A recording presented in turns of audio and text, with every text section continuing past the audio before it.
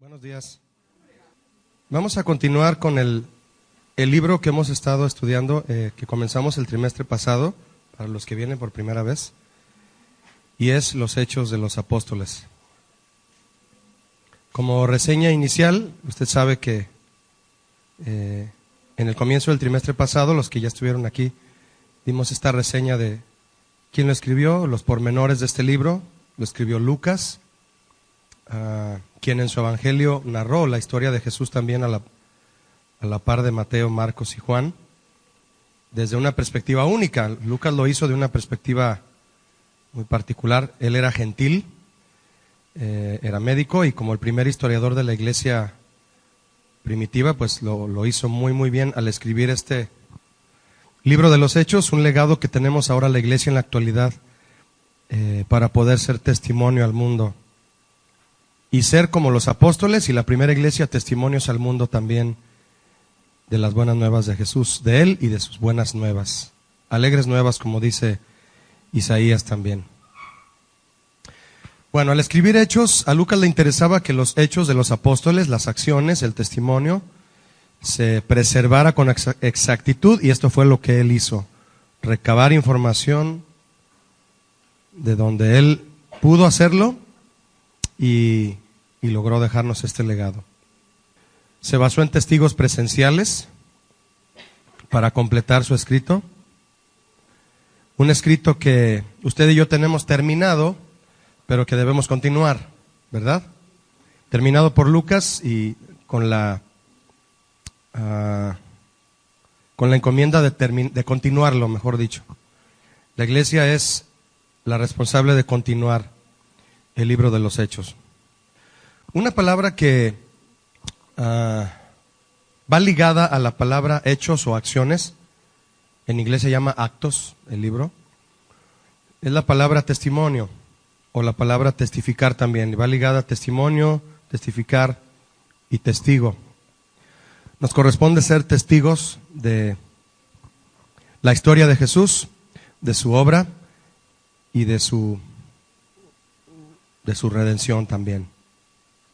Entonces, ¿qué hace el libro de los Hechos? Continúa la historia que los evangelios, en este caso Lucas, continúa la historia que en su evangelio empezó a narrar, abarcando los 30 años, como dato histórico, posteriores a la ascensión de Jesús. Ahí comprende el libro de los Hechos. Este libro presenta las experiencias de los apóstoles de Jesús, mientras que la iglesia fue extendiéndose y creciendo en todos los aspectos. Usted y yo estamos llamados a ser testigos, ¿sabía?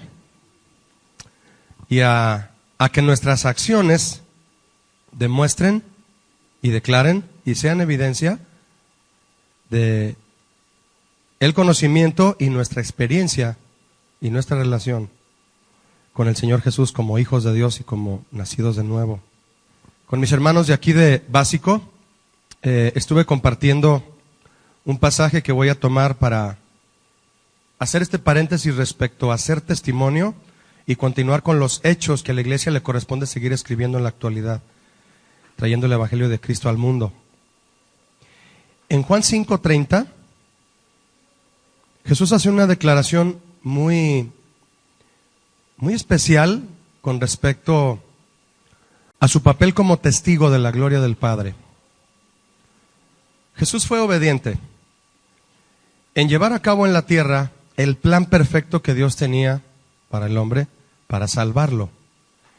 ¿Quién fue el agente de la salvación del Padre? Jesucristo. En Juan 5:30 él dijo lo siguiente, presentándose ante los judíos que no creían en él y que lo habían juzgado por haber sanado a un paralítico en el día de reposo. Cuando acusan a Jesús, lo rechazan totalmente en el sentido en el que él se presenta como el Mesías, discúlpeme, aún después de haber visto que el paralítico fue sanado. A veces es tanta la ceguera, mis hermanos, que encima de ver las grandezas de Dios, ni siquiera, como dice bien la Biblia, ni viendo creen, ¿verdad? Jesús dijo, Juan 5:30, no puedo yo hacer nada por mí mismo. Según oigo, así juzgo. Y mi juicio es justo, porque no busco mi voluntad, sino la voluntad del que me envió, la del Padre. Si yo doy testimonio acerca de mí mismo, mi testimonio no es verdadero. ¿Usted entiende el verso 31? Mire, para entenderlo más, quiero decirle algo. Estamos hablando de que somos la iglesia que tiene la encomienda, la iglesia de Cristo, tenemos la encomienda de continuar con los hechos de los apóstoles. Ser testigos de Jesús hoy en día como lo fueron los apóstoles, dar testimonio. La palabra testimonio en el verso 31 aparece 2 veces. ¿Ya lo vio? Dice Jesús, si yo doy testimonio acerca de mí, mi testimonio no es verdadero. ¿Qué quiere decir eso? Es decir, que si Jesús habla de él mismo, ¿no le van a creer? La palabra testimonio en su primera aparición es el 31:40 de las palabras griegas, que significa declarar.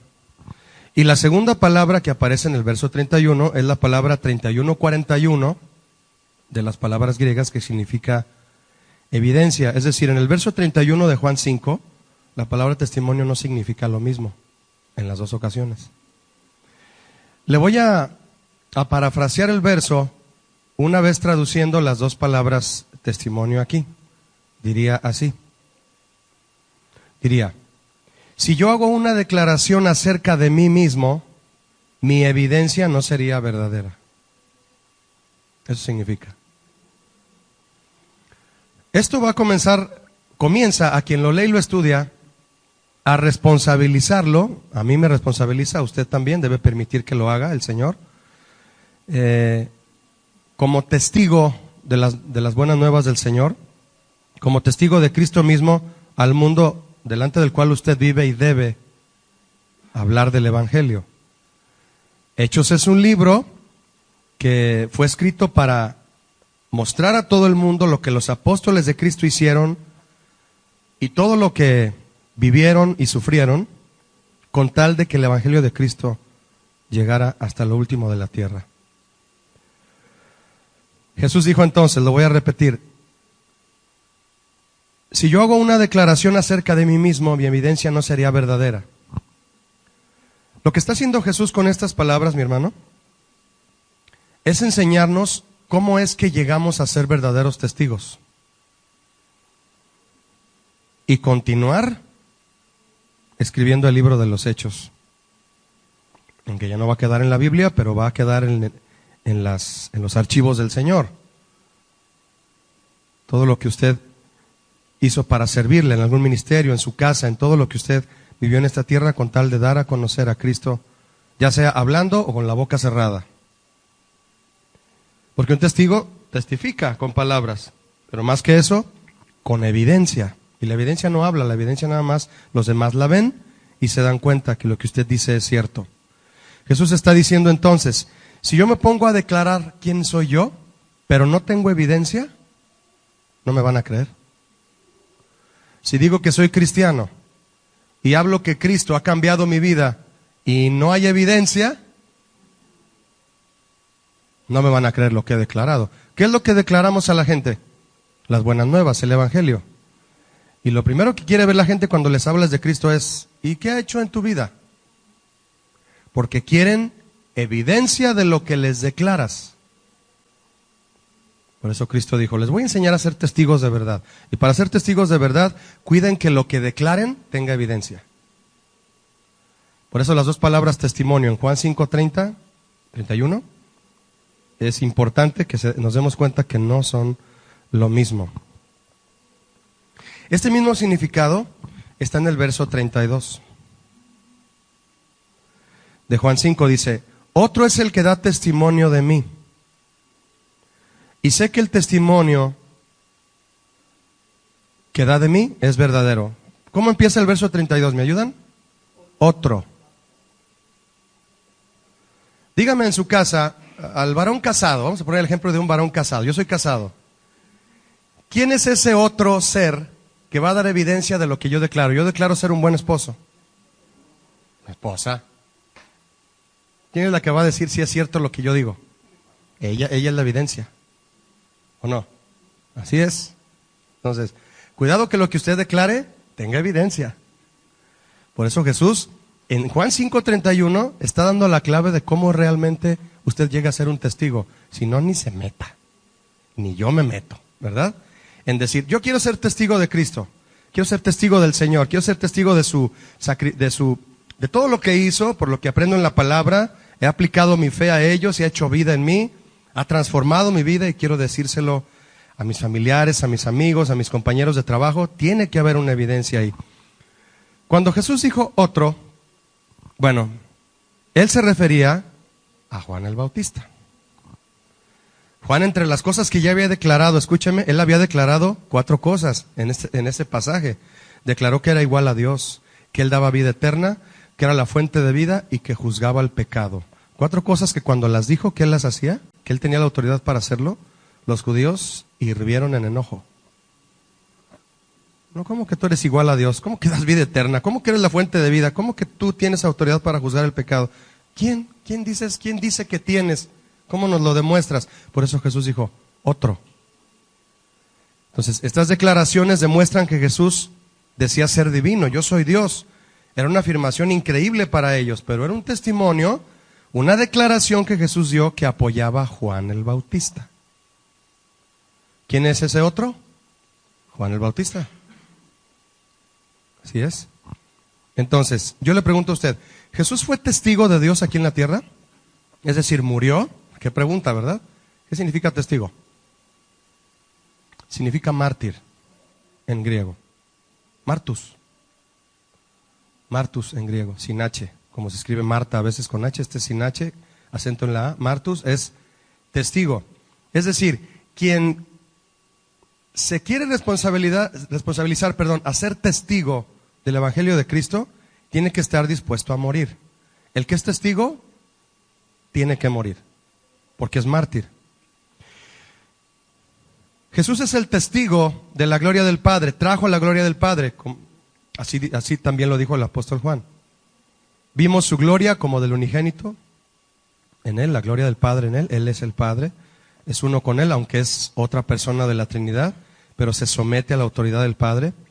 Entonces, así como el Padre concedió este gran honor a Juan el Bautista de ser testigo de Cristo, al testificar de Jesús a los judíos, llevó también a Israel la gloria del Padre, estoy hablando de Juan el Bautista, y la llevó en él también. Y fue un testigo en la extensión de la palabra porque fue decapitado, Juan el Bautista.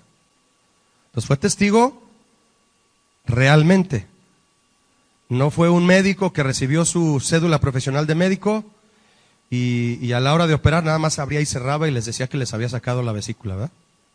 A los pacientes. Porque hay muchos que engañan, ¿no? Les abren para hacerle cicatriz y sí, ya te curé, y no hicieron nada y le cobraron 70,000 pesos al paciente. Van con otro médico y te va a decir, no hay evidencia de que él te haya hecho algo. Entonces, Juan sí, y muchos otros que usted y yo conocemos, para poder llegar a ser verdaderos testigos, tuvieron que morir. Es el precio, es la credencial de que eres testigo, morir. ¿No estás dispuesto a morir? No eres un testigo.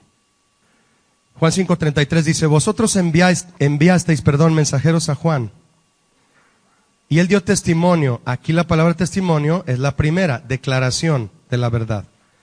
Y el 34 dice, pero yo no recibo testimonio, evidencia de hombre alguno, mas digo esto para que vosotros seáis salvos. Se lo voy a leer en la versión, traducción en lenguaje sencillo. Traducción lenguaje actual, perdónenme, es la TLA. 33 y 34 de Juan 5 dice, cuando ustedes enviaron mensajeros a Juan, él les dijo la verdad. Es decir, habló de mí y lo que él dice es cierto. Lo que declaró es la verdad. Y confirma en el 34.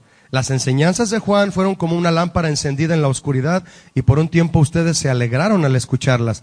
Pero yo no necesito que nadie hable bien de mí. Si he mencionado a Juan, ha sido solo para que ustedes crean y Dios les salve. Es decir, Jesús había dicho anteriormente, yo soy testigo, vengo a ser testigo del plan de Dios para ustedes. Mi Padre quiere salvarlos, yo quiero que se salven y vengo a ser un mártir por ustedes. Pero les digo quién soy y no me creen. No tengo evidencia en la mano, aunque ya había hecho un milagro de sanar al paralítico. ¿No me creen? Entonces, si no me quieren creer a mí, créanle a Juan el Bautista. Porque todo lo que dice él de mí, eso es cierto. Aunque yo no necesito que nadie hable de mí, pero créanle a él. Entonces, ¿nota usted, mi hermano, para cerrar este paréntesis, la diferencia entre declaración y evidencia? Lo que usted puede decir y lo que usted puede comprobar con hechos. Dije hechos.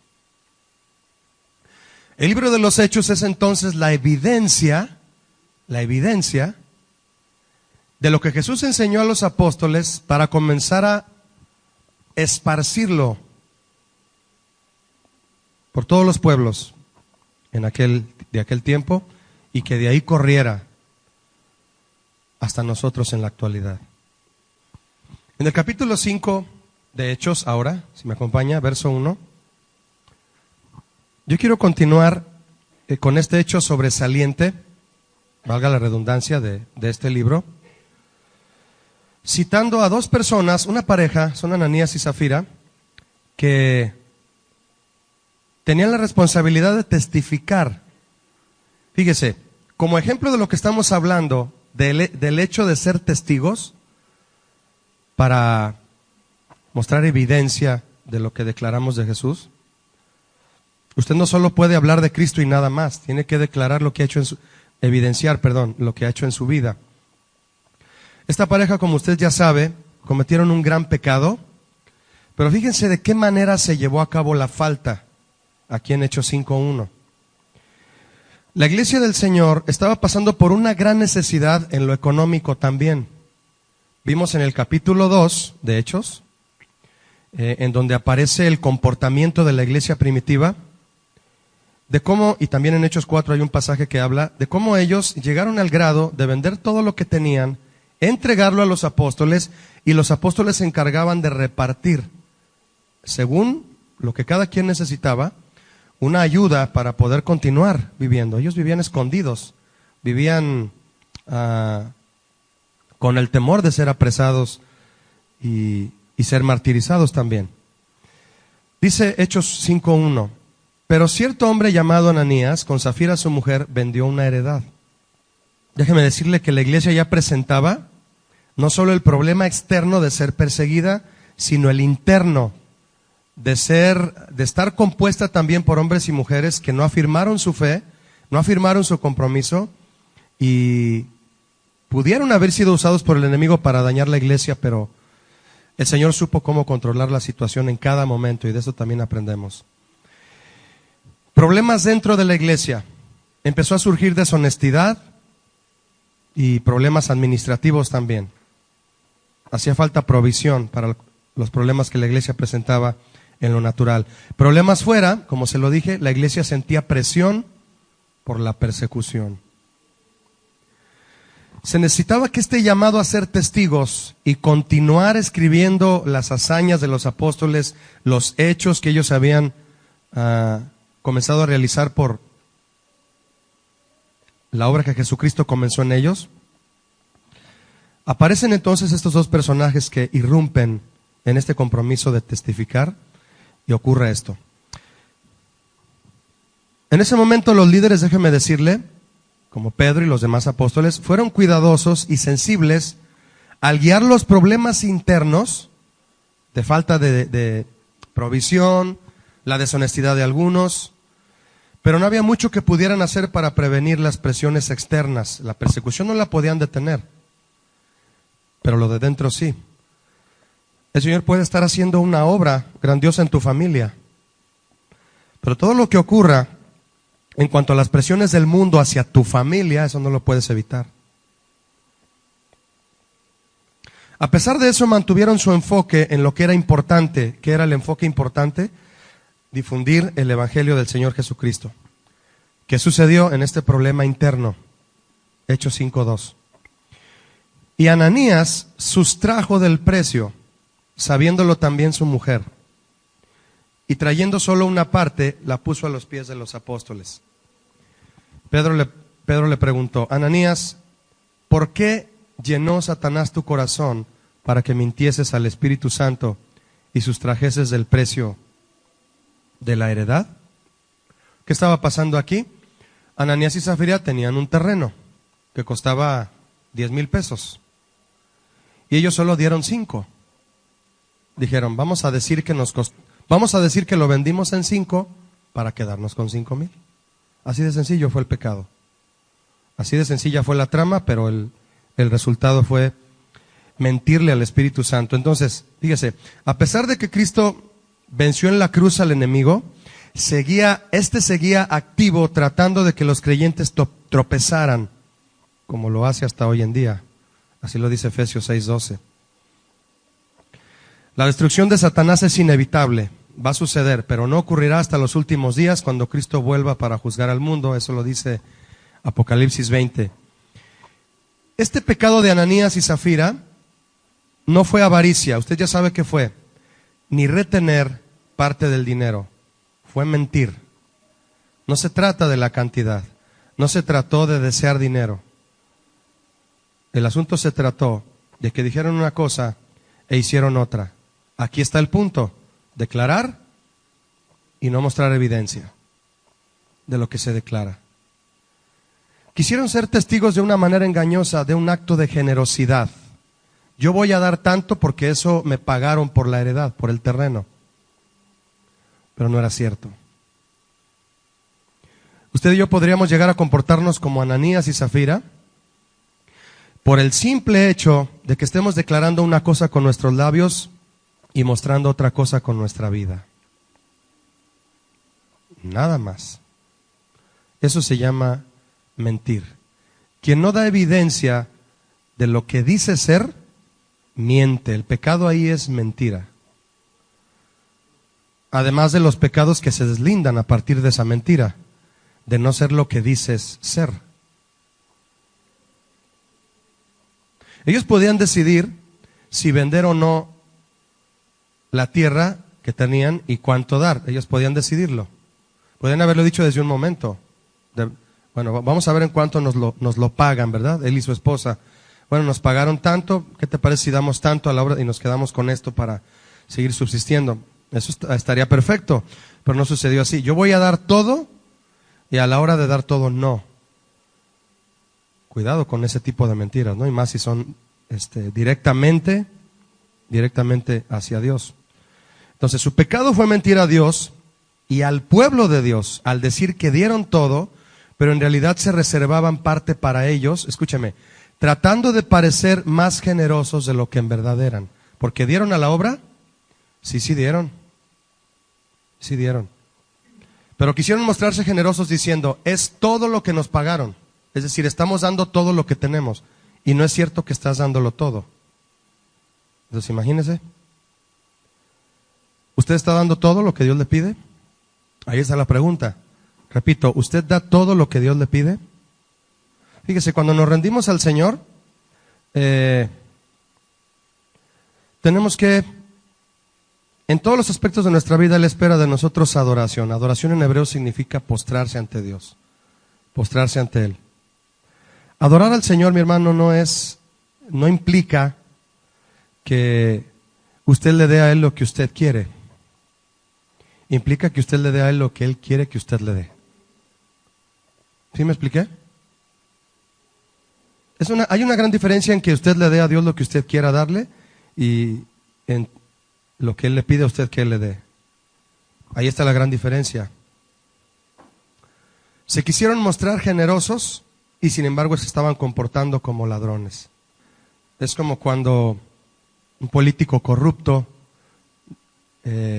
revela una obra nueva para el pueblo, un puente, una carretera, yo qué sé, presumiendo que costó 10 millones de pesos y costó 5. Como la de Cuernavaca, ¿verdad? El socavón en Cuernavaca, donde se fue un carro con 2 hombres y murieron. ¿Y quién pagó por la investigación para ver si era correcto poner ahí el asfalto? ¿Quién sabe, verdad? Y el pobre secretario de Comunicaciones y Transportes, pobrecito, le cayó como tormenta a la crítica porque nadie se hizo responsable del socavón. Entonces, presentar una obra que cuesta menos de lo que, eso es una corrupción terrible, eso es mentir, pero de una manera muy, muy astuta, y eso Dios lo rechaza en gran manera. Este hecho se juzgó con dureza, déjeme decirle, porque la deshonestidad y la codicia destruyen la iglesia e impide que el Espíritu Santo obre con eficacia.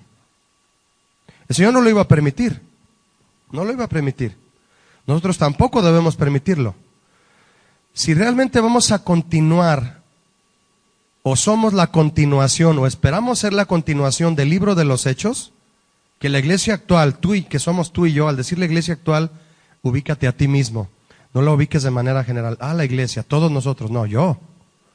Cuando digamos la iglesia actual, di yo. Yo soy la iglesia actual. Si queremos, como la iglesia actual que somos hoy, ser testigos del poder del Señor, tenemos que darlo todo.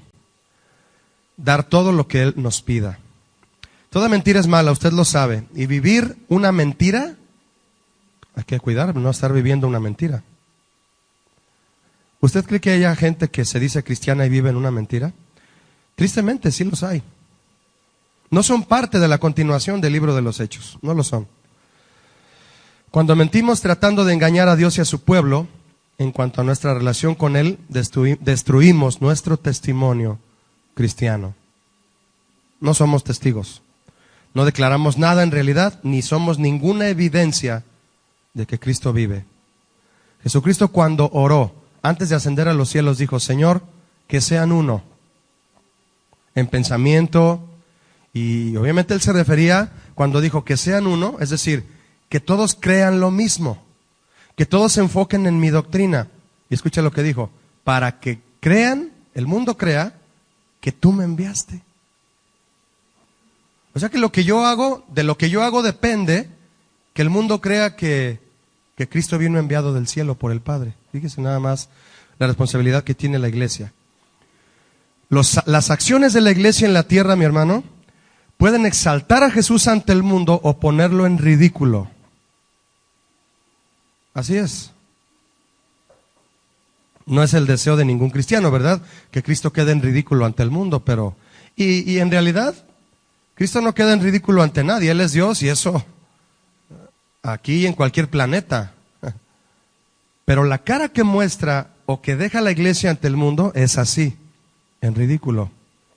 De por sí, el mundo solo está buscando un pretexto para burlarse de los cristianos y de Cristo mismo.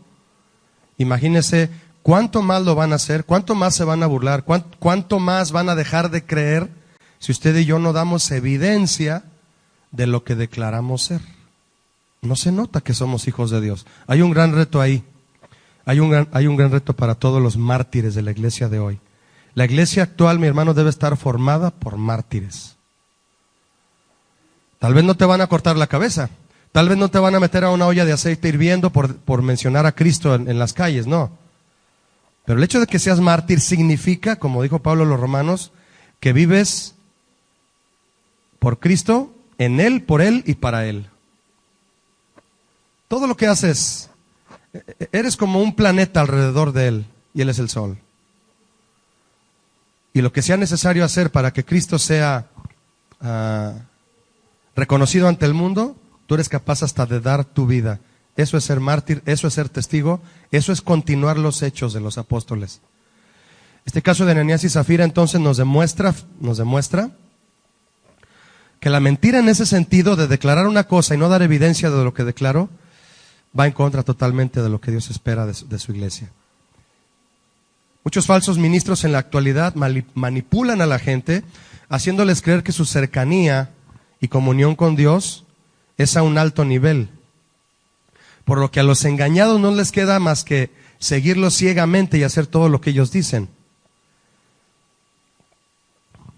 Pastores engañadores que tienen iglesias enormes por la forma tan dicharachera en la que predican, son merolicos del evangelio, y en ese sentido se ganan a la gente por la forma en que hablan, presumiendo que tienen cierto nivel de poder, de unción.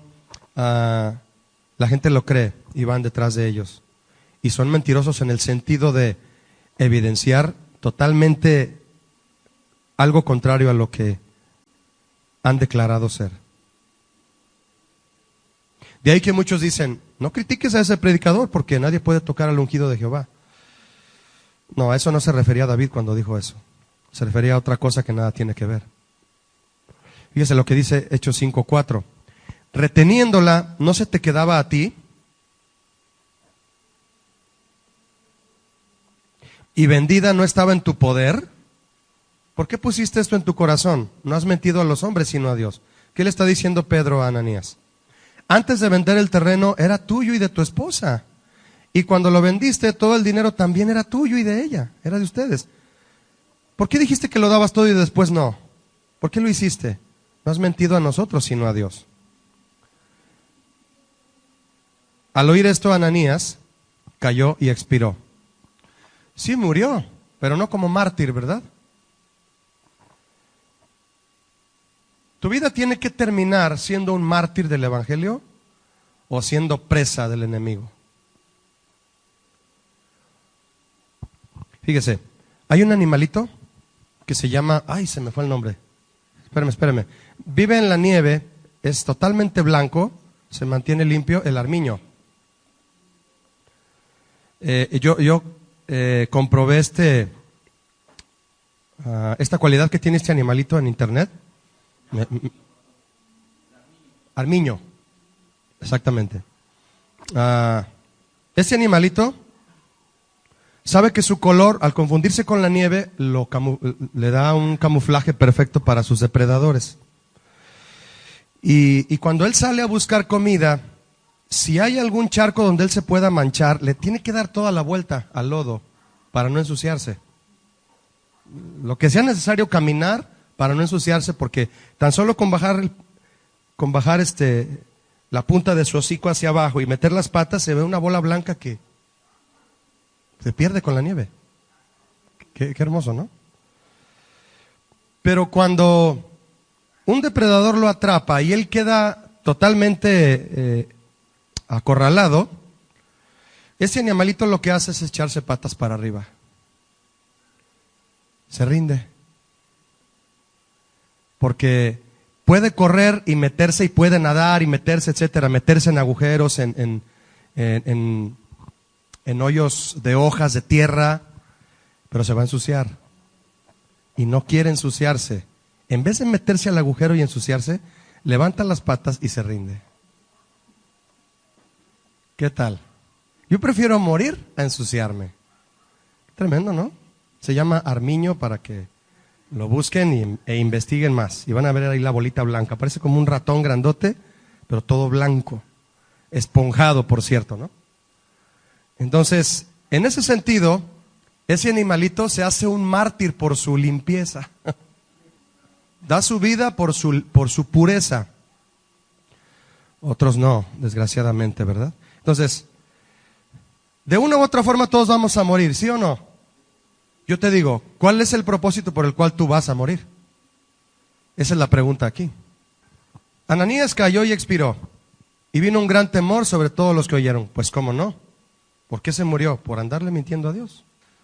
No fue mártir, o tal vez sí lo fue, pero no de Dios. Y levantándose los jóvenes lo envolvieron y sacándolo lo sepultaron. Pasado un lapso como de 3 horas, sucedió que entró su mujer, no sabiendo lo que había acontecido. No sabía, y aprovechando Pedro que ella no sabía, le hizo la misma pregunta para ver si ella podía reaccionar bien. Ella pudo haberse salvado, ¿sabía? Ella pudo haberse salvado, pero ella, como no sabía que su esposo ya había muerto, ella siguió el plan engañoso. Pedro le dijo, ¿vendiste este precio es lo que te dieron por tu terreno, Zafira? Y ella dijo, sí. Pues cayó muerta también por mentir. Ella pudo haber dicho, no, aquí traje lo demás. Estaba a punto de decirle a mi esposo que lo diéramos todo, que no nos echáramos para atrás, ¿verdad? Entonces, Pedro le dijo, ¿por qué? ¿Por qué también mientes tú y tientas al Espíritu del Señor? En el 9, he aquí a la puerta, los pies de los que han sepultado tu marido y te sacarán a ti. ¿Quién le habrá dicho eso a Pedro? Pedro ya vivía, mis hermanos, un nivel de testimonio, de ser capaz de declarar y de ser evidencia de lo que declaraba, muy comprometido, demasiado comprometido, demasiado. Y el Espíritu Santo estaba como árbitro total en el asunto, diciéndole a Pedro, quien era en ese momento el más sensible a la voz de Dios, le dijo: dile a ella que también tiene el mismo fin que su marido, díselo. No se le ocurrió a él.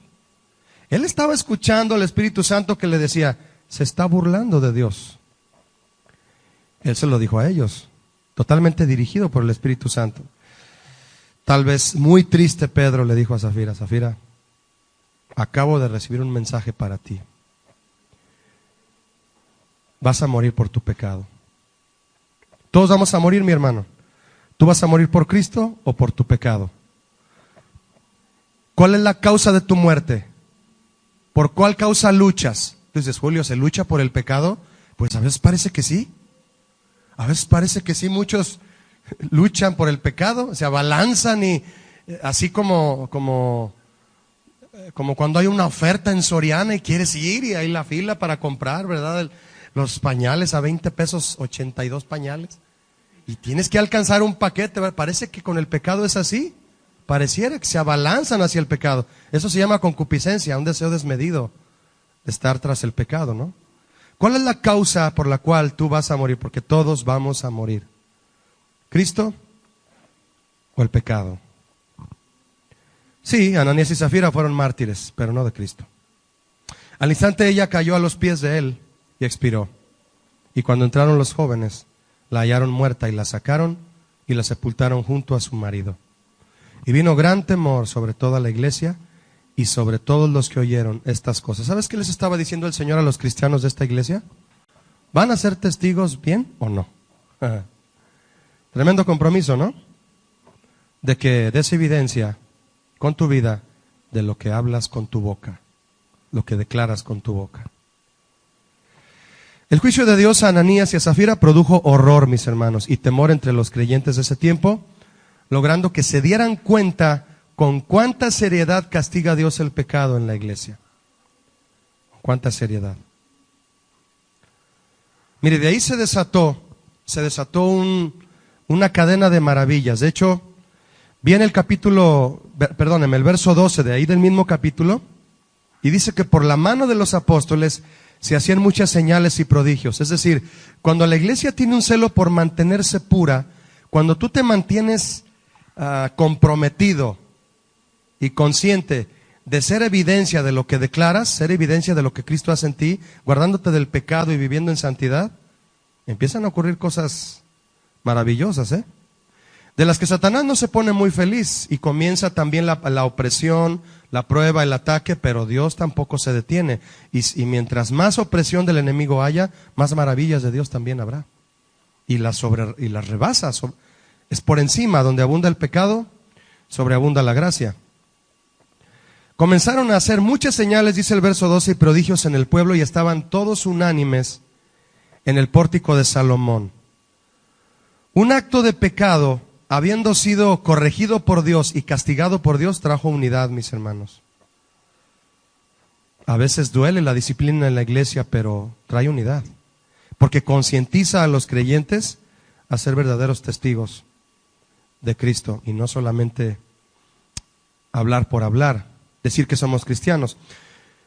Déjeme recordarle que el pórtico de Salomón que menciona el verso 12 era parte del templo construido por Herodes el Grande en un intento de fortalecer su relación con los judíos.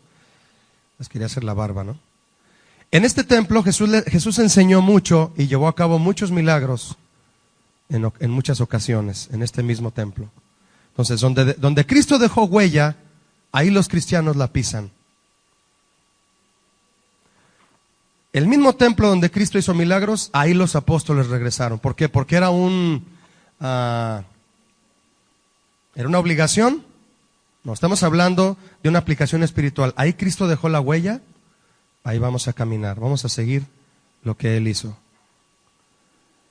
Los apóstoles fueron al templo, estuvieron cerca de los mismos líderes religiosos que habían conspirado y crucificaron a Jesús, y volvieron ahí afuera del templo a hacer más milagros. Cristo dio una evidencia aquí de quién era Él y cuál era su poder, y por eso lo mataron. Entonces yo ni me paro ahí. ¿Tú fuiste a hablar allá del evangelio y te apresaron y te castigaron? Entonces yo no me paro. Ah, ¿no? Y si Dios te dice, no, vas a ir también. Pero Señor, ¿viste lo que le hicieron a fulano? Pues ahora sigues tú. El que sigue. ¿No quería ser testigo? ¿No quería ser mártir? Pues que allá los linchan y ya están todos de acuerdo para que el cristianito que llega, así le va.